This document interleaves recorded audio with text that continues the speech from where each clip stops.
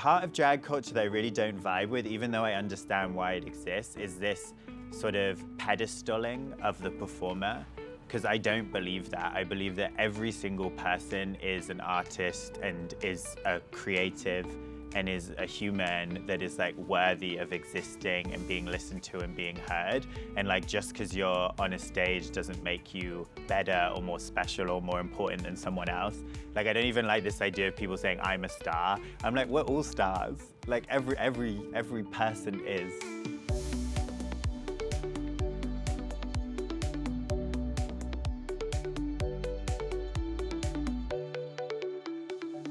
David Puck as a performer is weird, absurd.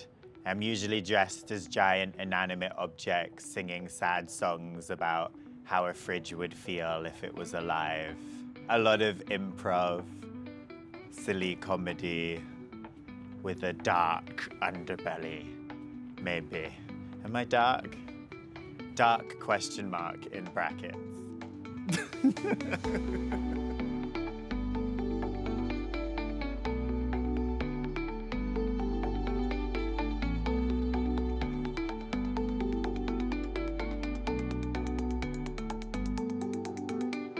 Well, I'm secretly American and I was born in Florida, in Boca Raton, which I found out when I learned Spanish as an adult. I found out it means rat's mouth.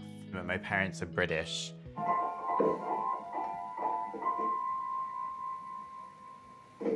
Time to go to the swings.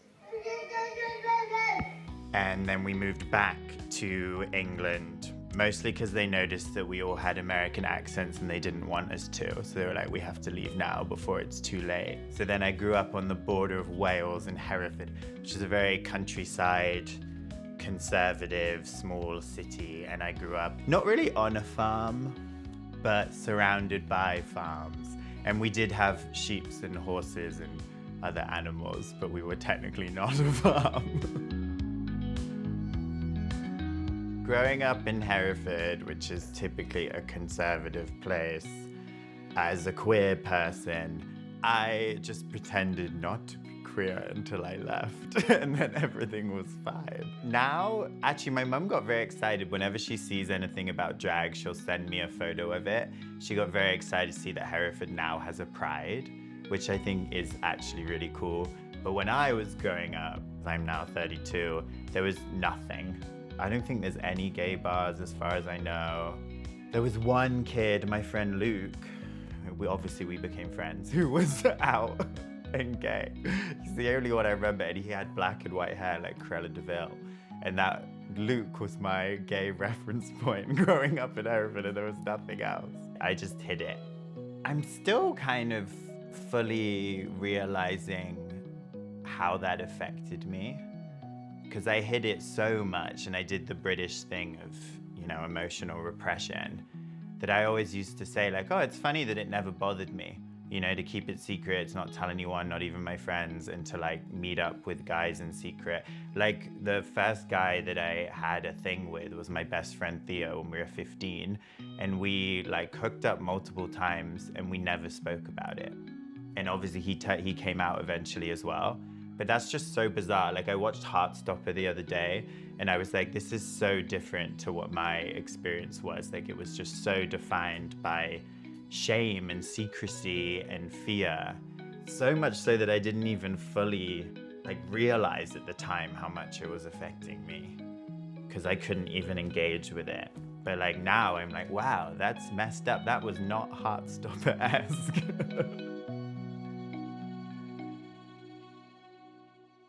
First time I did drag, technically, I would have been around 22 at a music festival, and it was just fun to put on wigs and silly clothes and run around. And then I used the name Phoebe Moonshine. Phoebe because of Phoebe from Friends, who I loved Friends, and Phoebe was my favorite. Obviously, she was the weird, kooky one. And Moonshine, tapping into this hippie idea. I think she was like a runaway cult, midsummer type person. It's funny actually why I changed my name, because I was in LA and I was doing Drag Race. She had a show and I was gonna perform in it. And the week before my show, Moonshine was on the poster. And so I said, like, oh no, I'm doing next week, not this week. And she told me, oh no, there's another Moonshine, it's not you. And I thought to myself, oh no, I can't have the same name as another queen, I have to change it. So I stopped using that name. And then like months later, I was like, I don't think there was another Moonshine. I think she just told me that to cover the fact that she put me on the wrong week. One of the reasons that my drag was not good, or I just didn't do it very often until a few years ago, was because I had the worst stage fright and I didn't have any confidence in myself as a performer. I didn't view myself as a performer. And obviously it was still something that I felt called and I wanted to do, but I didn't grow up performing. The closest thing I did was playing music and having to do a recital every so often. And even then, like a music recital, my legs would be shaking. If people looked at me, even a small group of people, I would go bright red. So I was very much not a natural performer. I have not been doing it since I was young. But something inside of me wanted to express in that way. In the last few years, through a combination of trauma therapy, I use internal family systems, and then improv, those two things together, I now just don't have any stage fright anymore, and I view myself as a performer. My confidence has completely changed, and it's been a huge change. Like it's crazy to me. Like I often look at what I'm doing now and I'm like, how am I doing this? Because a lot of people that I work with, you know, they've been doing it since they were children. Like that's always been their thing, whereas mine wasn't. My thing was painting, which is such a different activity. Like painting is alone, it's quiet.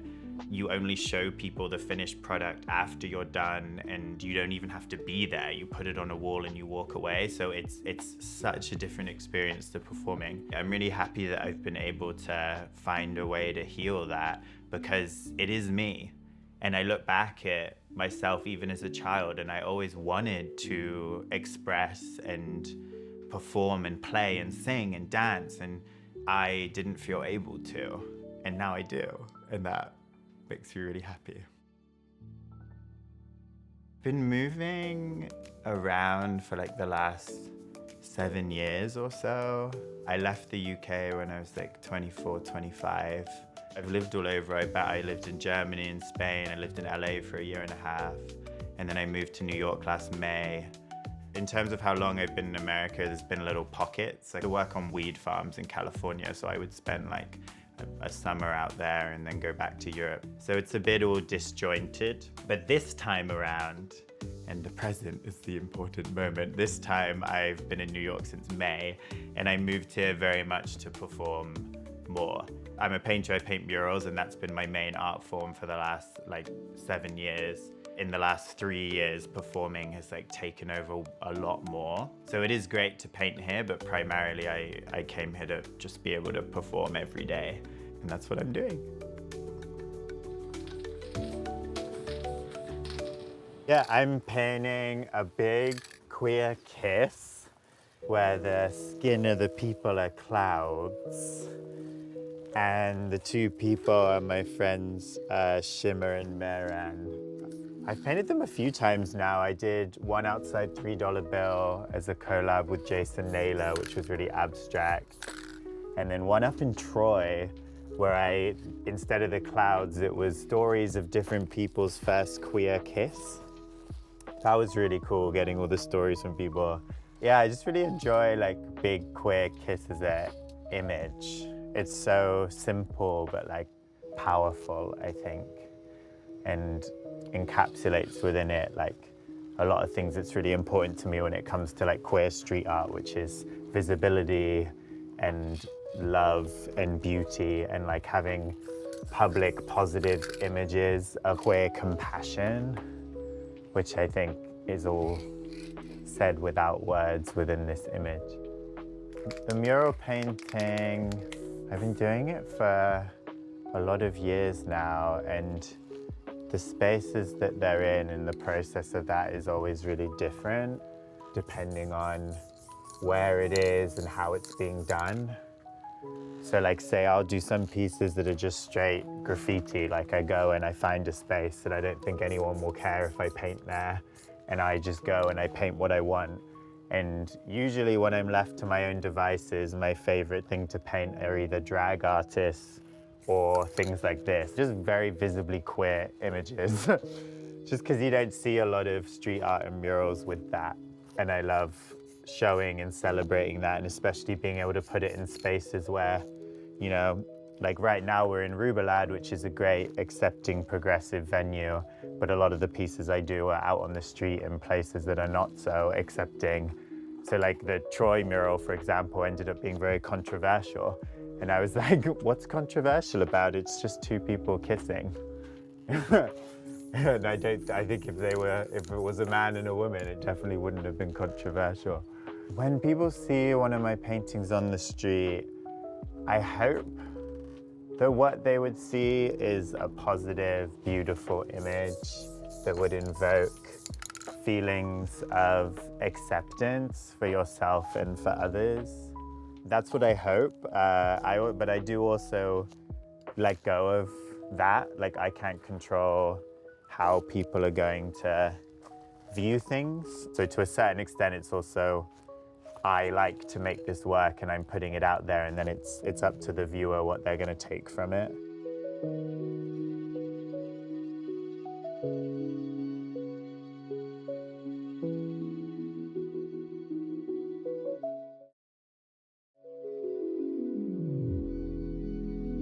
A David Puck show is absurd and bizarre. So, Keanu Reeves came up to Kermit, whipped his Matrix coat around,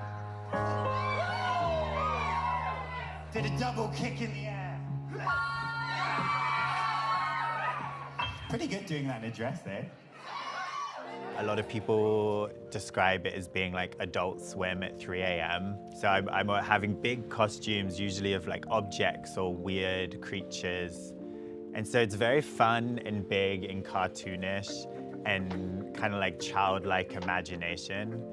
And then the core of it is storytelling and comedy and improv and being in the moment, a lot of interactivity. Like, I do a lot of interaction with the audience because, again, it's about the audience being involved. They're not just here to pay and watch me. It's like we're all in this space together playing. So I love whenever I can get the audience involved in things. Puck's Playground tonight, which is my big show, my baby, is at Rubelad, where we are right now. It's my favorite venue in New York. Every space is covered in like another art installation or sculpture, and it's like a growing creative organism. I love it. I first found the space because my collaborator and producer for tonight, Sissy Fist, did Sissy Fest here. And it's just an amazing venue. Puck's Playground is like an immersive drag art cabaret. So we have a stage show with lots of drag performers doing their weirdest, most bizarre drag. And then we have lots of immersive performers throughout the night doing installations and different things. And then like a really big part of Puck's Playground and what me and Sissy Fist, when we were like visioning it, is about how to like create a space that encourages everyone to play and everyone to feel like they are welcome to play. So even though there's performers and there's a stage, it's really about everyone here and creating a space that facilitates people being able to connect with each other, even if you're more introverted or you're shy or like neurodivergent or whatever it is. Because like I found when I go to other nightlife spaces, I often find it very difficult, and that's even as a performer, even as someone who is working in that space, I find it really hard. It's loud, it's hard to hear people, I'm sober, and there's not always a lot in terms of like activities to help you connect. And so Puck's Playground was about creating a space that I wish was in the world more, which is a space that actually like helps you. Well, it's not, you don't have to be the most confident, extroverted person in order to be in a space and have a good time and meet new people. And that's really like the vision for tonight, and that's why there's so many installations and so much immersive performance and so many like activities, because that's what it's about. It's like creating a space where people can feel welcome and present and connect.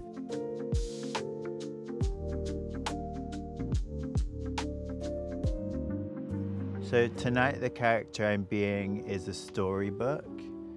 And it's one of the characters that I use the most often because it so directly relates to storytelling.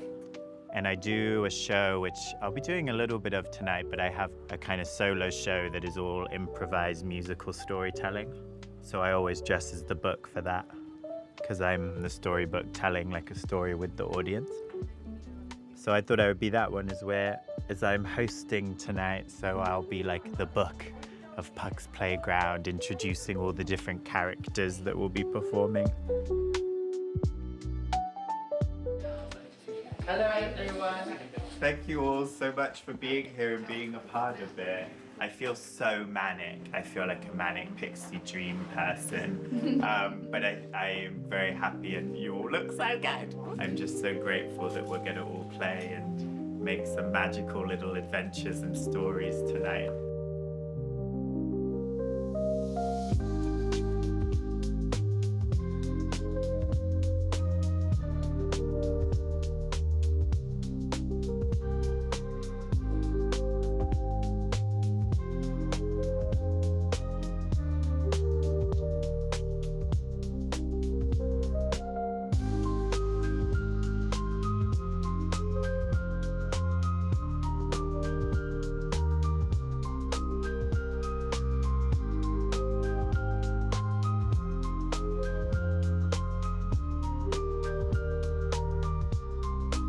Hello, Puck's Playground. How are we doing? Welcome. Once upon a time, there was a room full of people all looking at a strange book on a stage, and it was called Puck's Playground. Welcome, everyone. Come in, come in. You can come a bit closer as well if you like. I am David Puck, the storybook. Thank you. And I am here tonight to write and transcribe the story that we are all creating together. Yeah. And over here we have the wonderful sign language version of the story provided by Antifa. So please keep this area clear so anybody who particularly benefits from this version will be able to see it. I told Antifa before the show, the other day I was dancing and the drag queen on stage turned to me and did a sign and I was like, oh no, what have I done? And then she said in front of everyone, she looked at me and was like, you're signing at me, right? You're doing sign language. I was like, no, I was dancing. I'm just a bad British dancer, I'm sorry. So, and now, we celebrated those amazing immersive performers, and now I want to celebrate all of you because you are just as much a part of Puck's Playground in the story that we're weaving together as all of us performers are. We are all artists, we're all humans, we're all performers, we're all strange creatures. And so I want to, in a moment, we'll get some more runway music, and I just want to encourage anyone who wants to strut their stuff down the runway and be clapped for it. Now is your moment. Hit it again, Dynafire.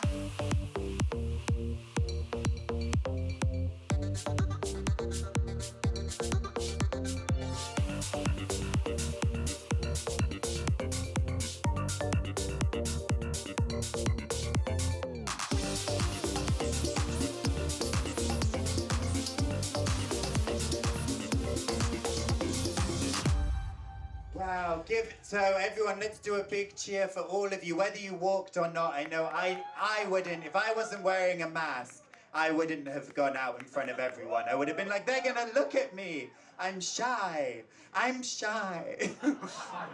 So I want to give a cheer just for everyone here, for all of you.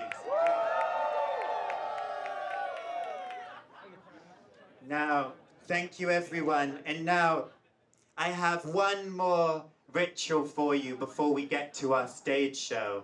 And this is going to seem a little bit hippy-dippy, woo-woo, la-la. So I hope that you can stay with me with this one as I get spiritual hippie with you. Yeah! I kind of look like a Bible, don't I? Yeah. To me, the point of the runway and to all those things is just, like I said, we're all here and we're all part of this event and we're all important and we all deserve to feel like we can take up space and be in this space and be ourselves and be seen and be heard. Whether you go in a runway or whether you get on stage or whatever you do, you're like just as human and here. And that's really like the vision of this evening and why I love games and I love immersive things. Oh my God, I'm like crying. Can you see like giant tear going down here?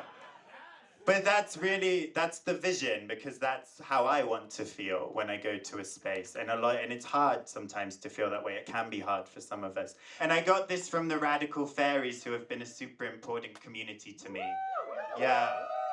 So what we do at the start of every little gathering is that usually we get in a circle, we hold hands, and everyone says their name and the room repeats their name back. So I would say Puck, and you would repeat Puck back. And I want to do that now. Does everyone understand? Does that make sense? Yeah. And I hope, it's clear that the idea of this ritual is just to say to everyone here that this is a space where you are seen and heard, your name is seen and heard, and thank you for being here. It is cute, isn't it? It is cute. Okay, so I'll start. Puck. Chloe. Victoria. Coco. Linda. Farts. Welcome, Farts. Amazing. Well, we did it! So now that you all know each other's names, remember them so then you can talk to people during the intermission.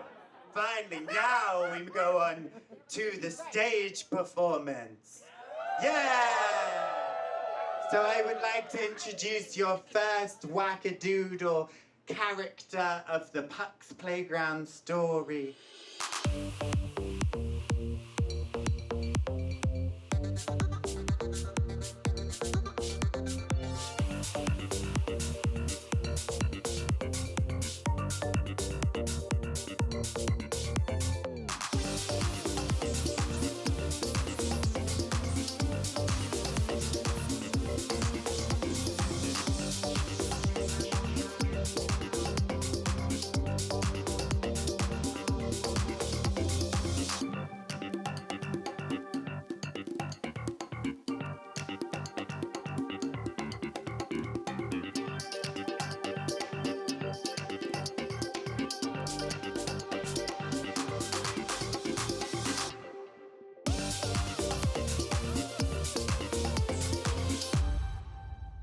I don't really have long-term goals for performing, because when I first started painting, I had a lot of long-term goals and a desire to make it my career and all these things.